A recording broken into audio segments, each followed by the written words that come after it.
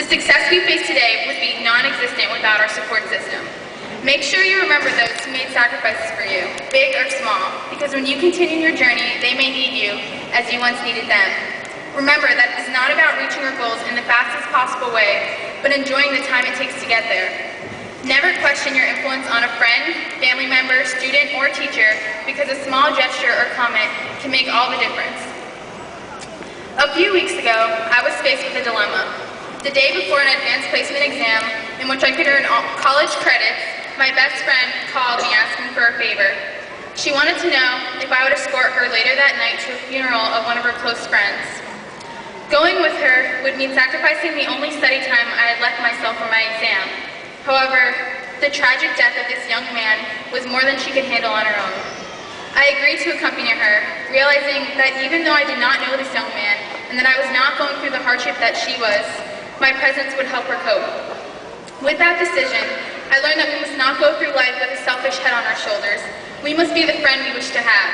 If we instead pursue our goals selfishly, we may indeed reach them faster, but with whom will we celebrate our success? Now, I can't tell you that all of your dreams will come true. That all depends on you. What I can tell you is that you are capable of so much more than you think. I hope all of you realize this one way or another. The scary part is taking this realization and applying it to better your life. Towards the middle of my sophomore year, one little comment had an enormous impact on me. Mr. Sherwin, my first hour teacher, flat out said to me, "You are going to be valedictorian." Of course, I was flattered by the remark, but it took me a while to believe it was even possible. My first thought on the matter was, yeah, right, I'm not smart enough. That'll be the accomplishment of some genius. But as the year came to a close, my class ranking was inching closer to the top. Slowly, I started to believe it.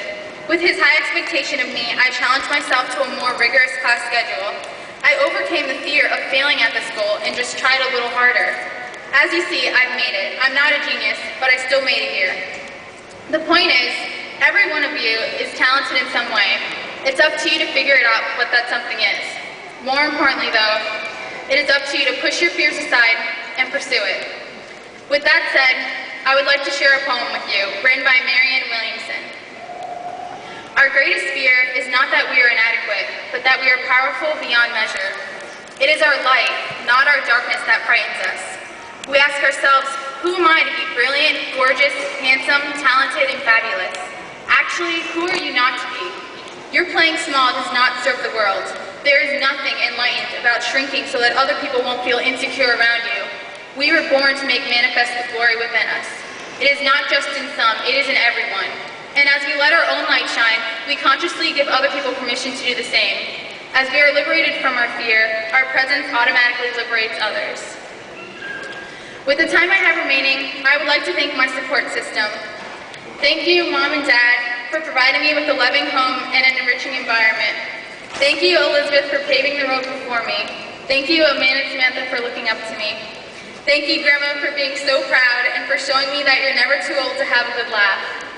Thank you, Auntie Nancy, Uncle Ed, Lindsay, and David for your love, care, and support. Thank you to my best friends, Chen and Lauren, for giving me a shoulder to cry on and a friendship that will never die. Thank you, Louis, not only for challenging me to be valedictorian, but also for the crazy memories we've shared since elementary school. Thank you, 09 officers and advisors, for never letting me down. Thank you to all of my friends, you know who you are, for making outside Flanagan unforgettable. Thank you to Flanagan faculty for offering your extra effort and being more than just a book of information. These people are my trampoline. When I fall, they bounce me back up. Maybe not as high as what I fell from, but high enough to keep me jumping. When all of you leave tonight, remember your support system, your trampoline. If you fall when you're out there pursuing your goals, they will bounce you back up. Thank them. Congratulations, Class of 2009, and good luck in all you do.